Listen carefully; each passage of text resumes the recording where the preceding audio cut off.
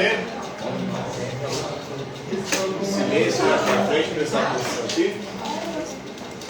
Na última aula, havia passado as questões, comecei explicando, parou.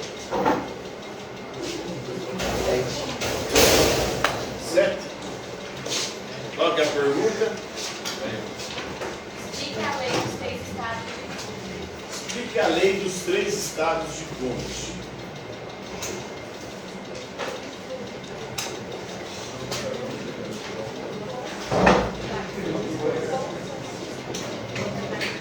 Então, Conte, filósofo e sociólogo francês, considerado o fundador da sociologia, ele elaborou uma lei, uma teoria da lei dos 3 estados. Segundo ele, todas as sociedades humanas evoluíram a partir de 3 estados ou estágios diferentes. Qual seria o primeiro estado, o primeiro estágio de evolução das sociedades humanas? O primeiro estágio ele chama o estado de teológico. Nesse estado, as sociedades humanas explicam tudo a partir do quê? Através dos mitos, da fé, da religião.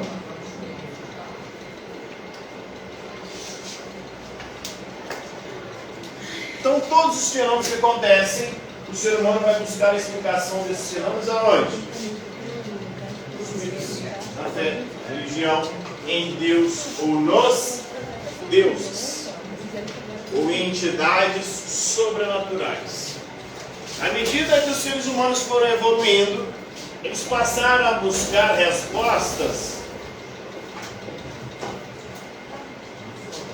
mais elaboradas, mais racionais.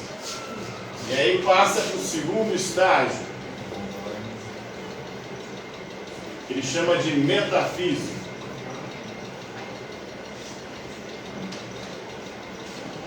É o estado onde as explicações vêm da filosofia,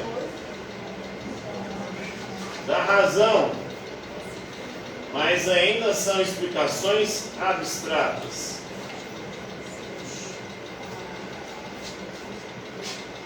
O terceiro e último estágio de evolução das sociedades humanas, segundo Conte, é o estágio que ele chama de positivo.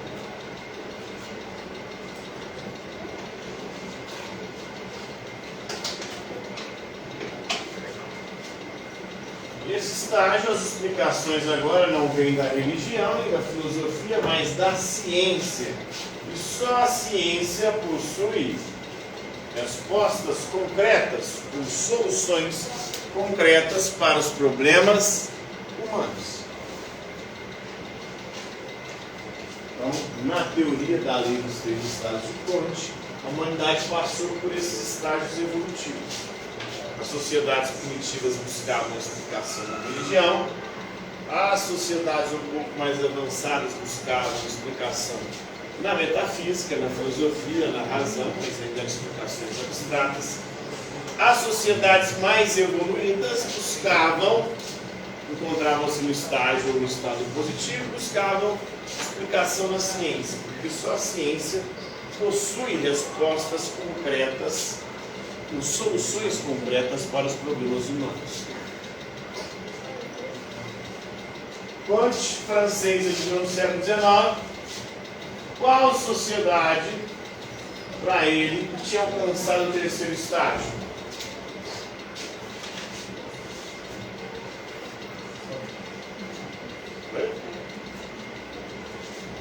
Vivia na França, na Europa, para ele isso é a Europa. O resto da humanidade encontrava-se em momentos menos evoluídos. Principalmente a África, a América, a Oceania. As sociedades se encontravam no estágio teológico, estágio dos mitos ainda. Isso acontece inclusive com nós enquanto indivíduos, segundo Conte. Na infância, a gente está no estado teológico. A gente acredita em mitos, em lendas, acredita em Papai Noel, Filhinho da Páscoa, lobisomem, mais. As lendas que a gente acredita na infância. O mundo encantado. Na adolescência a gente está no estágio metafísico, na juventude. A gente começa a não acreditar mais nos mitos, nas lendas, busca respostas racionais, mas a gente ainda não tem a resposta completa. Só quando a gente atinge a idade adulta que a gente alcança o estágio positivo, onde a gente vai buscar explicação nas ciências, e não na religião, nem na filosofia. Apesar que tem algumas pessoas que travam no primeiro estágio. Na idade adulta ainda, mais tendo crenças infantis, acreditando que tudo se deve à ação de Deus ou dos deuses. Próxima questão.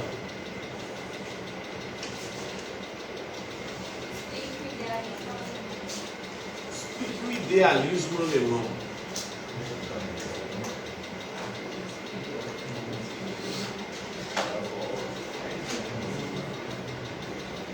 O idealismo alemão é uma corrente filosófica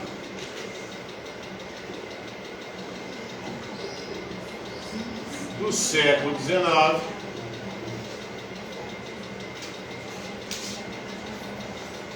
que diz o seguinte: nós não conhecemos a realidade como a realidade,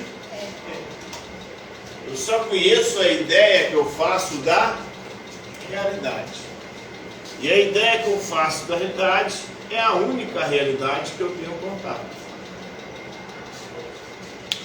Então, para o idealismo, tudo é ideia. Até o que eu chamo de realidade não passa de uma ideia. Quando eu falo de qualquer coisa, eu estou falando sempre de ideias. Tudo é ideia. O idealismo alemão. Próxima questão.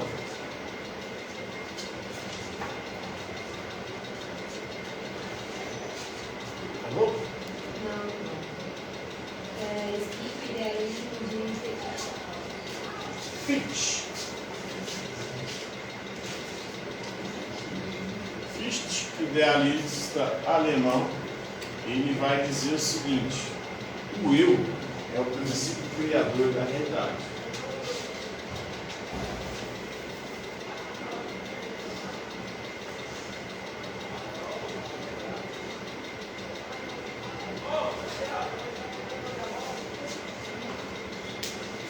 Então, o que eu chamo de realidade nada mais é do que uma ideia criada por mim, pelo meu próprio eu.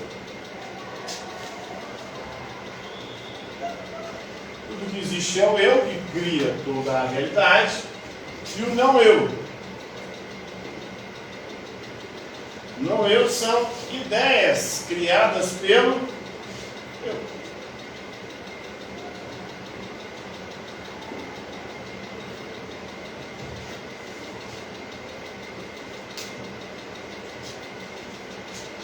Vamos traduzir isso de uma forma um pouco mais simplificada. A minha vida nada mais é do que uma novela, um filme criado pelo meu próprio eu, pela minha própria mente. Como você cria Isso. Sua realidade é uma criação do seu próprio eu. E por isso que na novela da nossa vida a gente é o protagonista. E a gente cria também os antagonistas.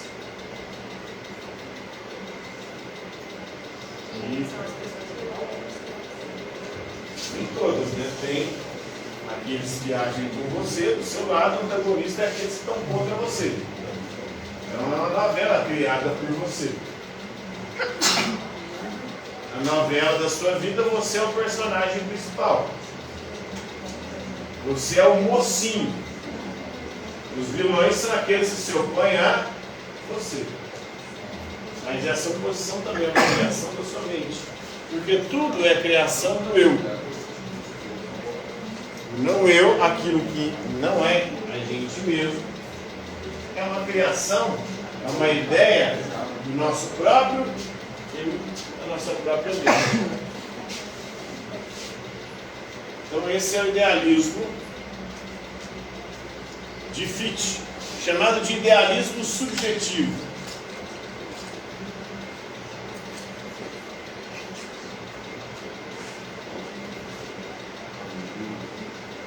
Subjetivo porque todas as ideias são criações do sujeito. Quem que é o sujeito? Eu.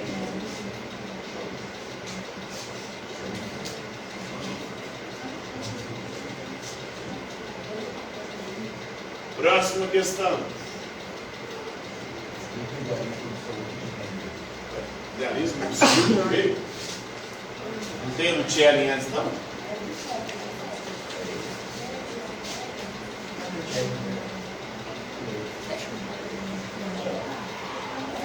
O Tchellen é um idealista também. Ele não vai concordar com o Fichte.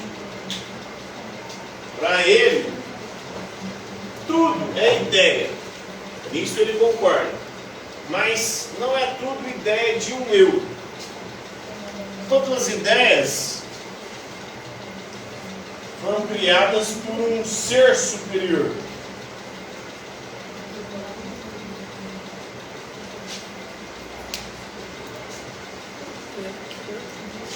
Então a gente, nós não passamos de ideias.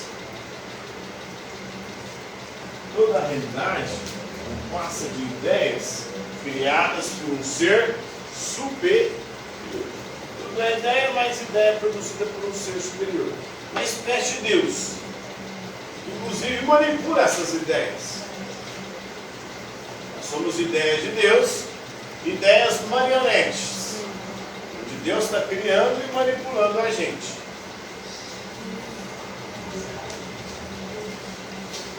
Isso é chamado de idealismo objetivo.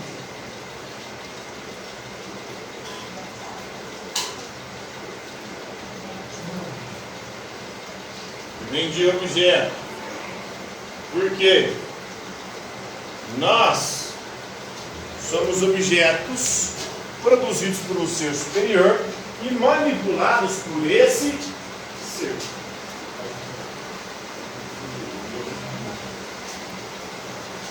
Então tem um ser que pensa a gente e nos faz fazer tudo o que nós fazemos.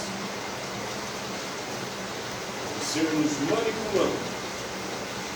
É mais fácil colocar a parte de manipulação pela parte de permissão. Porque permite que a gente fale as coisas, vai ver até onde a gente vai. Isso é a manipulação. Então, isso é uma perspectiva cristã, né? Ele não vai pela perspectiva cristã. Tanto que ele nem chama esse ser superior de Deus cristão. Pode ser um Deus, né? Um ser superior. Entidade, né? Então a realidade que nós chamamos de realidade é inventada, uma criação, uma ideia de um ser superior. Como a gente faz parte da realidade, a gente também é ideia desse ser. Como esse ser que está criando essas ideias, ele está ao mesmo tempo manipulando-as para fazer a vontade dele. A realidade funciona de acordo com a vontade desse ser superior. Nada acontece contra a vontade dele. Então, o que você chama de permissão, para ele não é. Seria uma permissão. Porque esse ser está nos controlando. Nada escapa à vontade e à criação e ao domínio desse ser superior.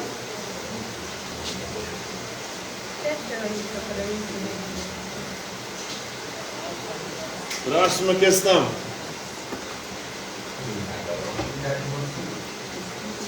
Para o Hegel.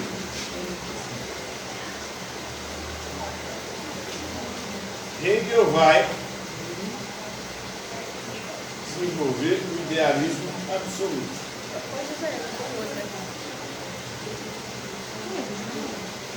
No idealismo absoluto, tanto o sujeito quanto o objeto são ideias.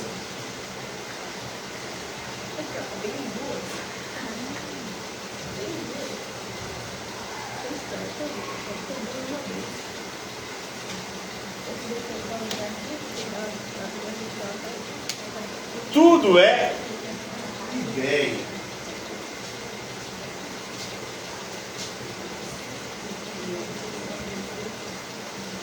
O eu, quando eu falo do eu estou me referindo a uma ideia.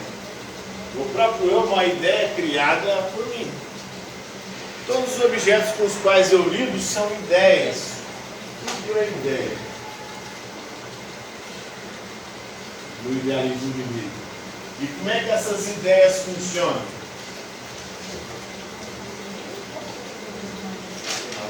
De forma histórica e dialética.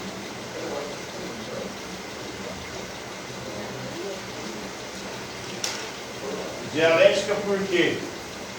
É a contradição que faz as ideias evoluírem. Então, à medida que o tempo passa, as ideias vão se concretizando. A ideia de liberdade, por exemplo, é uma ideia que foi da abstração para a concretização ao longo da história, por meio das contradições. No mundo antigo, livre era só os reis, os governantes. Na Idade Média, essa liberdade se ampliou, e para o Hegel, a ideia de liberdade só concretizou-se com o Estado moderno. Porque o Estado moderno colocou todos como iguais perante a lei. Somente quando todos são iguais perante a lei, nós temos a concretização de ideia de liberdade. Porque agora eu não posso usar minha liberdade para tirar a liberdade dos outros. No mundo antigo, o Senhor usava a sua liberdade para escravizar as pessoas. No mundo medieval, o Senhor usava a sua liberdade para dominar, explorar e subjugar os servos. Agora, na Idade Moderna, com o Estado moderno, ninguém mais pode usar a sua liberdade para tirar a liberdade dos outros. Eu tenho liberdade de ir e vir, mas não tenho liberdade de invadir a propriedade alheia, porque assim eu estarei tirando a liberdade do outro. Eu tenho liberdade de expressão, mas eu não posso usar a minha expressão para ofender, caluniar o outro, porque assim eu estarei ferindo a liberdade do outro. E assim por diante. A liberdade limitada do Estado moderno é uma liberdade que garanta que todos possam ser livres. Que ninguém possa usar a sua liberdade para tirar a liberdade dos outros. Idealismo de Hegel. Próximo.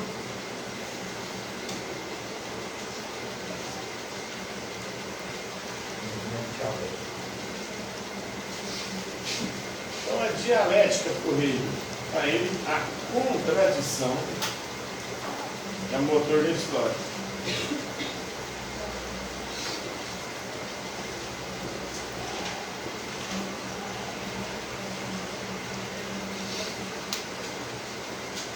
Vamos pegar alguns exemplos históricos da filosofia para mostrar isso. Na Idade Moderna, surge uma corrente filosófica chamada racionalismo. Para o racionalismo, a razão é a fonte e origem de todo conhecimento. Qual escola filosófica se opõe ao racionalismo? O empirismo. Para o empirismo não é a razão a fonte e origem de todos os conhecimentos. É a experiência sensível, ou seja, os sentidos. Então, da contradição entre racionalismo e empirismo, que se enfrentavam, nasceu o apriorismo kantiano.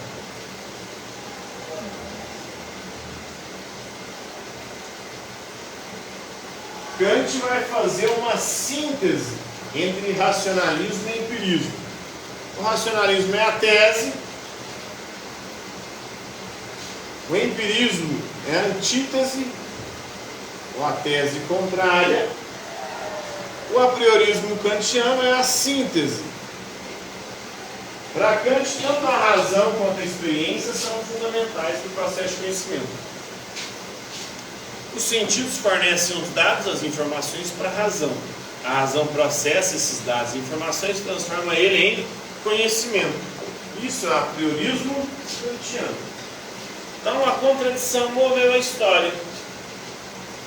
Sempre existe uma tese, uma antítese e a síntese. Vou pegar o caso brasileiro. Da política aí. Nós tivemos, durante 13 anos no poder no Brasil, o PT. O PT é a tese. É de esquerda. A antítese do PT foi quem? Bolsonaro. É oposição ao PT. Qual vai ser a síntese desses dois? Quem que vai superar esses dois? Será que teremos? Mas essa contradição que move a história. É a contradição que move a política. Direita e esquerda. Sempre tem que ter oposição. Porque é isso que move a história. Sempre na história humana houve oposição. Oposição do Bolsonaro ao PT, à esquerda. Oposição do PT da esquerda e à direita, o Bolsonaro.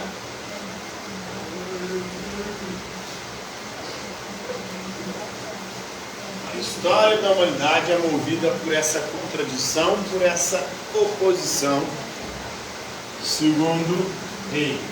Tivemos o absolutismo defendido por Hobbes. Aí vem a oposição ao absolutismo, que é o liberalismo de Locke.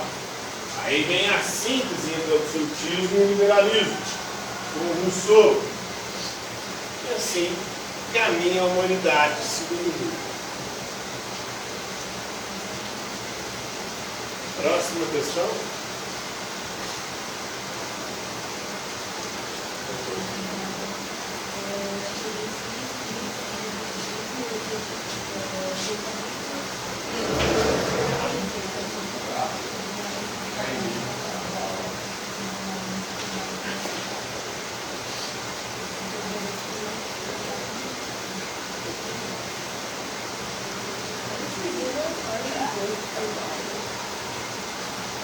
Ele escreveu uma obra chamada Fenomenologia do Espírito.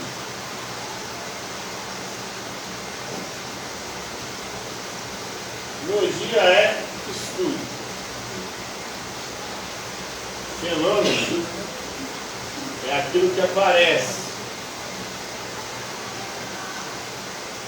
E para ele, na sua fenomenologia, ele vai estudar como que o espírito ele se desenvolve, o nosso espírito, né? Ou a nossa consciência.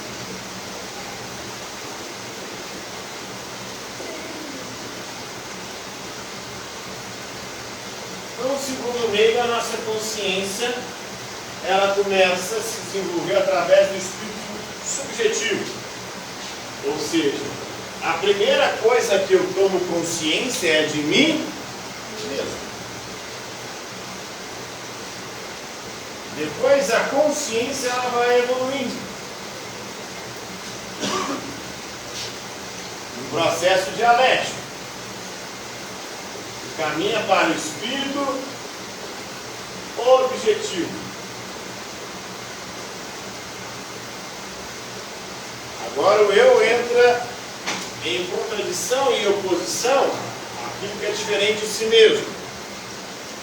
O espírito objetivo começa a se formar na família, na sociedade e no Estado.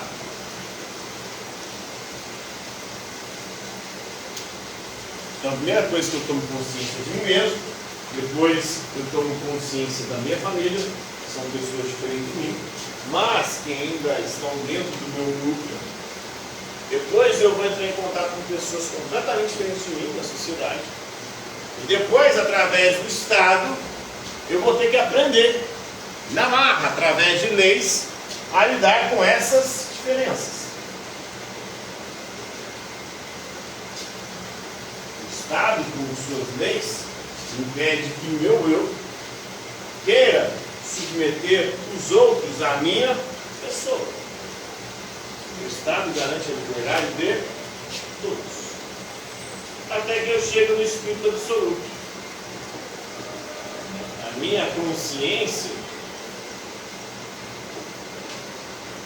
ela vai se desenvolvendo e evoluindo até atingir o grau mais alto de consciência. E a gente atinge o grau mais alto de consciência através do quê? Da religião, da arte e da filosofia. Eternal no meio, tá?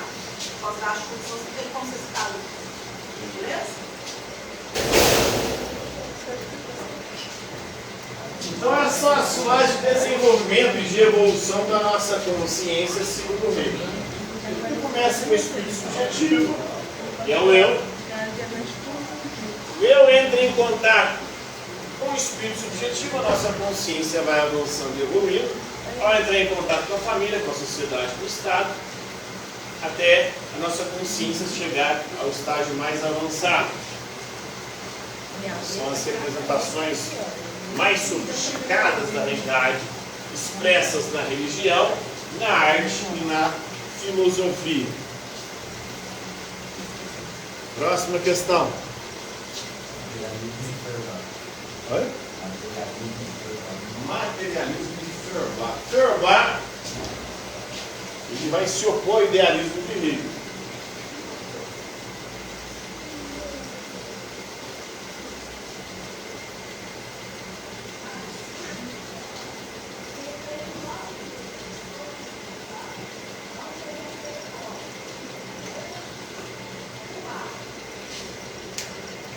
Para Hegel, a ideia é o princípio criador de toda a realidade. São as ideias que transformam a realidade. É o embate de ideias que transformam o mundo. Para Feuerbach, não. É a matéria. E da evolução da matéria que surgem as ideias. O que é a ideia? A ideia para Feuerbach nada mais é do que uma forma sutil e sofisticada de matéria. Não há ideia sem matéria evoluída para pensar essa ideia. Então, por que nós temos ideias? Porque nós somos frutos de uma matéria que passou por um processo de evolução até chegar ao ponto de produzir um cérebro capaz de produzir ideias.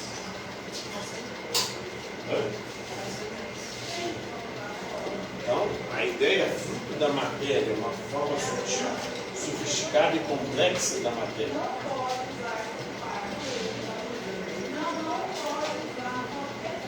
E no materialismo de Feuerbach, não foi Deus quem criou o homem, mas o homem quem inventou Deus. Porque tudo é matéria. Não é a ideia de Deus que criou matéria, nós, seres humanos. Hegel dizia isso no seu idealismo. A ideia é o princípio de tudo. Da ideia surgiu a natureza. A natureza é a concretização da ideia. Até que a ideia evoluiu, até que a natureza evoluiu, fez a síntese com a natureza e chegou ao espírito, né? A ideia é o princípio de tudo, dela vem a natureza é a concretização da ideia, da tese a síntese entre natureza e ideia é o espírito humano. É a natureza que adquiriu consciência no nosso espírito. Mas para o Feuerbach, é a matéria, é o ser humano que inventou Deus. Deus é uma invenção humana e o homem não é imagem e semelhança de Deus. Na verdade, o ser humano criou um Deus à sua imagem e semelhança. Deus é a imagem e semelhança de Deus. Por quê? Todas as características de Deus são similares às características humanas. Quando você diz que Deus vê tudo, está dizendo que Deus tem olhos?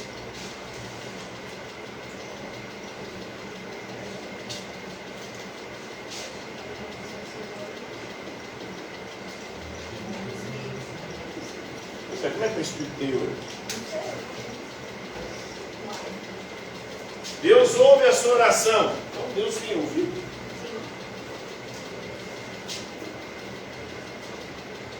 Mas Deus não tem corpo. Como é que ele tem ouvido? Ouvido é uma propriedade material?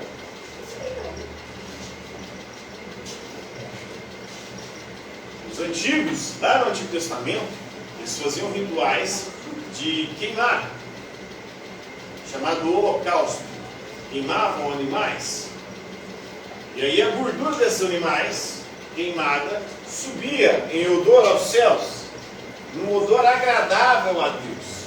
Deus tem nariz. Sentiu o cheiro da carne queimada? Como é que funciona isso? Todas as oferendas do Antigo Testamento, lá, quando Caim e Abel vão fazer as suas ofertas, inclusive vai dar B.O., porque Deus vai gostar mais de um do que de outro, e por causa disso vai criar uma inveja entre os dois, um mata o outro. Um dá o quê? Quais que são as primícias de cada um? Um dá animais e o outro dá as suas colheitas. É a agricultura. Deus come esses bagulhos? Deus precisa de dinheiro das nossas doações?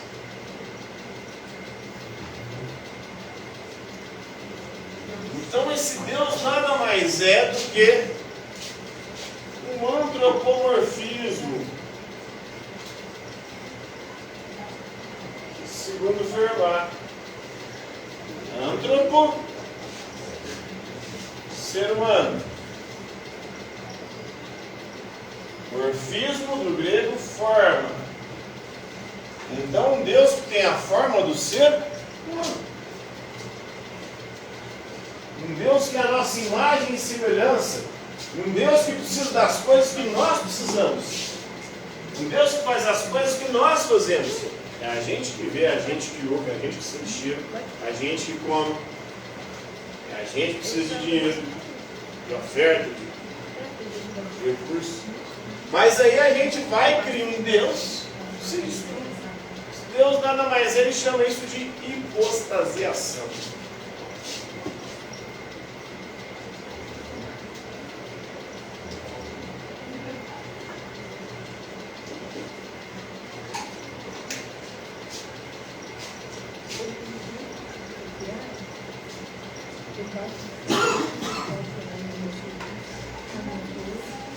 Não foi Deus que criou o homem, foi o ser humano que criou um Deus à sua imagem e semelhança.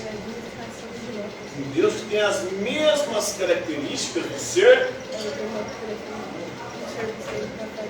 Deus é uma hipostasiação do homem, porque para ele tudo é matéria. A própria ideia é uma matéria.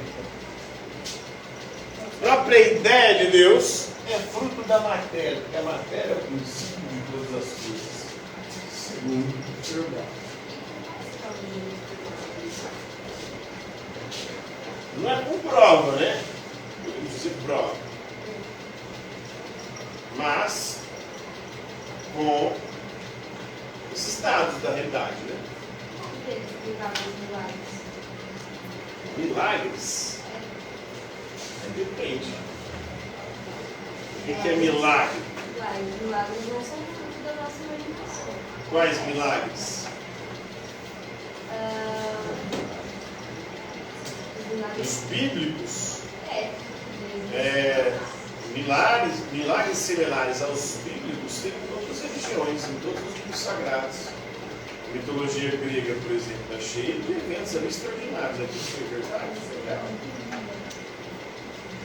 Todas as religiões têm relatos similares.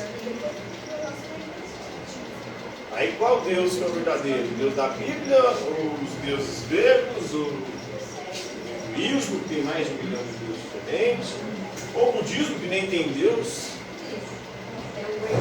mas tem o Buda, que é o iluminado, que realizou grandes feitos, igual Jesus também. Qual dessas religiões, qual desses milagres é o verdadeiro? Pois é, isso que eles questionavam. Todas as religiões têm esses relatos fantásticos. E hoje, boa parte do que é considerado milagre é explicado pela ciência.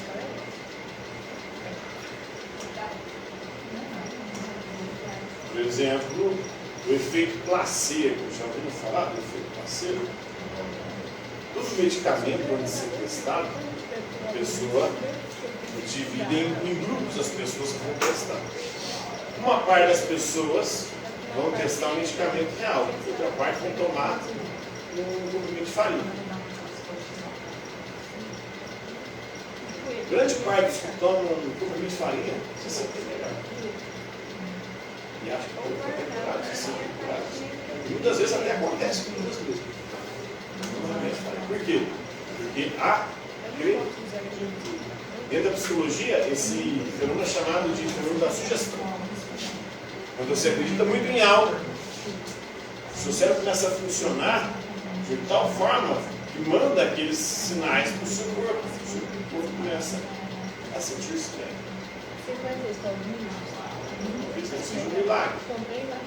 Mas o poder, a crença, a fé, Jesus falava, não fui eu que te curei. Vai, a tua fé te curou.